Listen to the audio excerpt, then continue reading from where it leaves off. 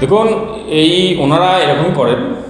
তৃণমূল দলের প্রত্যেকটা নেতা মন্ত্রী এমনকি স্বয়ং মুখ্যমন্ত্রী পর্যন্ত প্রকল্পের শিলান্যাস করে দেন, প্রকল্পের কথা বলে দেন সাধারণ মানুষের সামনে, হ্যাঁ, নিজেদের ভোট ব্যাংকের স্বার্থে, কিন্তু পরে সেই প্রকল্প আর বাস্তবায়ন হয় না।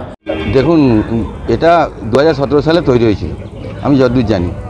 তো এটাকে নিয়ে বহুবার আমরা আবেদন নিবেদন করেছি, ডিএম ম্যাডামের সঙ্গে বসেছি এবং বহুবার চেষ্টা করেছি যাতে মিষ্টি ভাবটা মাননীয় মুখ্যমন্ত্রী মমতা বন্দ্যোপাধ্যায় অনুপ্রেরণায় খুব সুন্দর করে চলে। কিন্তু কিছু অসাধু ব্যবসায়ী যারা ঘরগুলো দখল করে নিয়ে বসে আছে এবং ঘরগুলো ছাড়তে চায় না।